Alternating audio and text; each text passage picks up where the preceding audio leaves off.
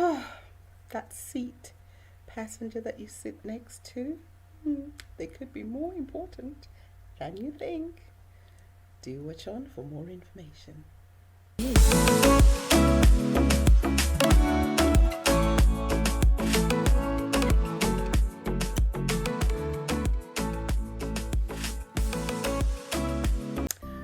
Hi, my name is Becky of Miss B Group Travel, and if you are new to our channel, please do consider subscribing. On this channel, we talk about hotel reviews, all things travel and tips. And if you're a returning subscriber, thank you so much for coming back and for watching this video. Please watch till the end. Right, so we're going to talk about that plane seat passenger. Believe it or not, you may not think about it, but this should be your best friend for flying. And I'm not just talking about the bestie to, alert the staff that you haven't had your little drink, or if the drink cart goes by and you haven't got your peanuts. No, on a life-saving consequences, I think that by all means, whenever you fly, try to make best friends with the person that's sitting next to you. Okay, I'm going to give you just some examples based on my own experiences, because it's not always easy to get along with the person that is sitting either beside, in front of you, or behind, especially if you're traveling solo or even if you're traveling with your family. But it is important to be nice to them, and also it is important just to ignore some little things. Come on, it's only a 2, 5 or 12-hour flight. Right, so here's the thing. Mostly when we're all sitting down, I normally take the aisle seat because I tend to, when I fly, go to the toilet a lot because I've drank lots of water and I want to be hydrated. Now, I feel like I don't want to be disturbing people and saying, excuse me, and going to the toilet all the time. So whenever possible, or mostly, I choose the aisle seat so I don't disturb anyone. But what I then do when I get on a flight, even if I'm traveling with my family, because sometimes what you've got to realize is the person behind you or beside you or in front of you is your best friend in case of an emergency. So even if I'm traveling with my family or with friends, and when I'm traveling on my own, especially if it's long haul, I will, the person that's sitting behind me, at some stage I will just lean over, or before I sit down I just say, oh hello, we're going to be traveling together today, and I say, listen, I will always tell you if I have to push the seat back, so don't worry about that. But you're having your food or something, I'll let you know if it's okay to recline my seat. Mostly when you do this with people, they are so pleased to hear that, and I have never had someone not smile at me when I've done that, or said, oh thank you, or even said, and they've also said, well, I can't tell you the same because I'm not the person in front of me. And if we're lucky, the person that's behind them can hear them and they can do the same thing. But if not, it's okay. And then I also go to the person in front of them and I say, hi, I'm probably going to be sleeping a lot during this flight, but do you mind just letting me know when you're reclining the seat, because I might get up and be reading a book of this water or something, or a tea on my chin. And they go, oh, okay, no problem. And then the person besides me, if they're not my family, or if it's not somebody I'm traveling with, I go and say, you know what, I might be sleepy or a light or a heavier sleeper, on this flight, especially if it's long haul. So if I do lean over to your area, just give me a nudge, And then I even put in a joke. I said, don't just nudge me when the drinks. And I said, don't forget also to nudge me if the drink cart comes along and I've fallen asleep, or the food cart, or anything interesting happens. And most of the time, I get people look at me and say, what do you think that's interesting that's going to happen? But it breaks the ice. Do you understand what I'm saying? It kind of breaks the ice. So as soon as I say that, then you've kind of got that chattiness with the person that's next to you. Now, if they don't speak English, this is what you need to do. That is an internationally recognized language. You're gonna smile.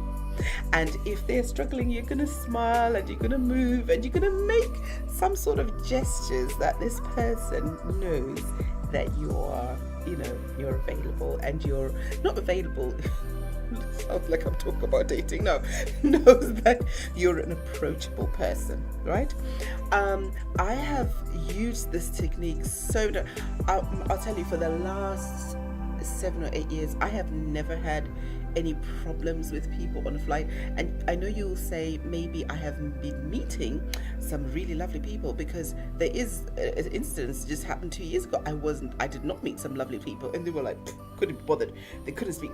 They were not speaking English anyway. But it was like they pushed their elbows, and I was just like, okay, it's a 2-hour flight, and I just put some stuff aside, and I said, no, don't worry. And I think they were just like really surprised, to the extent that the man just said, oh, you want put your, and I was like, no, it's okay, because I'm realizing I'm smiling a lot. It's not working. We're not speaking the same language. I'm sitting here uncomfortable a little bit, but I could just adjust myself and become a bit better. Why I think it's important to be friends, or at least be in good books with the person that is sitting next to you on a flight, is just think about it in case of an emergency, or if something were to happen and you're not available, or you're not there, or even if it's just you've left your bag and somebody tries to touch it, or whatever the case may be. Do you know that your seat passenger is the first person that anyone will approach, especially if it's airline staff, or even if it's an emergency? They will probably give you a quick nudge to say, hey, come on, something's going on. Or they will, I've had people check up on me, even though, there's been turbulence and the seatbelt has, they can't see my seatbelt. I've had my fellow seat passenger nudge me and say, have you got your seatbelt? And I was deep in sleep. So some things happen so fast that even if they do make the announcement that, look, your seatbelt's must be on, you may be deep in sleep and you can't hear it, but your seat passenger will wake you up. And the thing about it is, if you create a real sort of lovely atmosphere around where you're sitting, and the people around you is not just going to be one person, it's going to be possibly the person in front of you, because we'll remember immediately what's just happened. And if you're giving somebody a pleasurable experience in the flight, they're going to think of you in a more positive way. I promise you, I tell you this is and I kid you not, this is the best advice I can give you. And I'll also tell you, if you are flying, like we've flown with Air China and the Chinese airlines, or even Emirates, where they explain the safety briefing or whatever is happening in their native languages first, and then they explain it, probably English. In some of these it's the third or fourth one. We have found this beneficial, because I was sitting talking to this young Chinese couple. They're English students. They were coming from England. Yes, we did hit some turbulence. Yes, there was an announcement that was made. There was some flashing that was going on. And before they even explained it in English, this guy had told me that, oh yes, they said we're going through some turbulence. I figured it out. But he just turned around to me and he said, they're saying this in Chinese, but this is what, so don't worry, because I just kind of woke up startled. Okay, so that is some of the benefits that I think that in an emergency you really need the help and support of whoever you're sitting next to. And trust me, even if you're traveling with your family and your family is sitting on the other row, or your friend is sitting they're not going to get to you fast enough. Okay, and another example that I'll give you, again, it's another China trip, but I'm not trying to say that all my things happen when I go to China, because it doesn't. We were going to Guangzhou for the Canton Fair, and there were some ladies that were sitting behind us, but they were speaking French, so they were a group. So I turned around to smile at them and say, oh, hello, how are you? We're going to the Canton Fair as well. Because we could see them holding the flyers. They didn't speak any English, but they smiled back and, were saying, oh, je m'appelle Becky, je m'appelle whatever. They were telling me their names. So we just kind of smiled, and got on our business. Now, about 6 hours into the flight, she kicked my seat. And I turned around to see, and she was gasping for air. So of course, I looked at her fellow travel mates. They were all asleep, and most of my travel mates were sleeping, except one who was on the other end. So she was just like, kicking the seat, and she's just like, I could see that she's gasping for air. She couldn't, I don't know if she could further hit the button. So I pressed the button for her, and alerted the airline staff. And of course they came over. She needed oxygen, and they put some oxygen on her. Now she couldn't speak English, and I couldn't speak French. And the airline staff, both of us were ethnic, so I'm not trying to say anything about that, but we were on a Chinese airline, and they assumed we were together, so they were saying to me, what's wrong? I said, I don't know, I don't even know her. But I did have a conversation with her, trying to say, hello, I know they're French, so you might need to find a French-speaking person to assist, because so when I was explaining this to the airline staff, then they actually went and got a staff member hello, who speaks French? Yes, there was a Chinese French speaking staff member.